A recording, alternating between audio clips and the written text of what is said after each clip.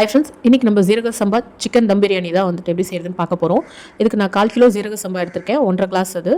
அதை நல்லா கழுவிட்டு நான் 20 மினிட்ஸ் ஊற வச்சுருக்கேன். 1/2 கிலோ சிக்கன், 3 மீடியம் சைஸ் வெங்காயம், 3 மீடியம் சைஸ் தக்காளி, ஒரு கைப்பிடி புதினா, 3/4 கைப்பிடி கொத்தமல்லி தழை, 2 ஸ்பூன் இஞ்சி பூண்டு பேஸ்ட்டு, 3 பட்டை, 3 லவங்கம், ஒரு பிரிஞ்சி இலை, ஒரு ஏலக்காய், ஒரு அன்னாச்சி பூ, 1/4 spoon chilli powder, 1/4 spoon ghee, 100 ml வந்து குக்கிங் ஆயில் எடுத்துக்கிறேன். இப்போ நான் அடிகனமான பாத்திரம் வந்துட்டு பிரியாணி செய்யறதுக்கு எடுத்துக்க போகிறேன். நான் குக்கரே எடுத்துக்கிறேன் இதுக்கு.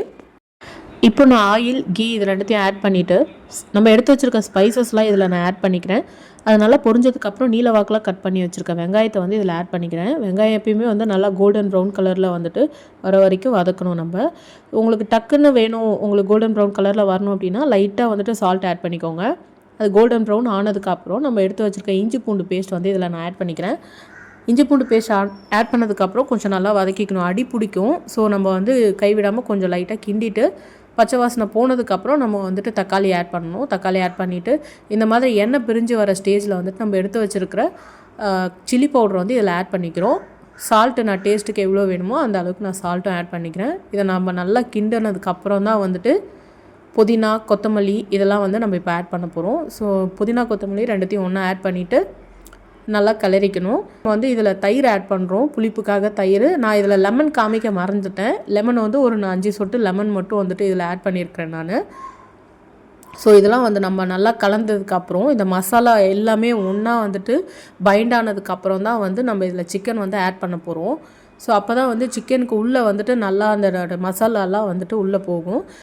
சிக்கன் ஆட் பண்ணதுக்கப்புறம் 3 to 4 மினிட்ஸ் மட்டும்தான் வந்து நம்ம இதை கிளறி விடணும். இப்போ நம்ம 3/4 கிலோவுக்கு தேவையான இன்க்ரீடியன்ஸ் தான் வந்துட்டு லிஸ்ட் பண்ணியிருக்கோம். சப்போஸ் நீங்கள் 1 kg பிரியாணி செய்ய போகிறீங்க அப்படின்னா இப்போ 1:3 ரேஷியோவில் இன்னொரு பார்ட் வந்து நீங்கள் ஆட் பண்ணுற மாதிரி இருக்கும்.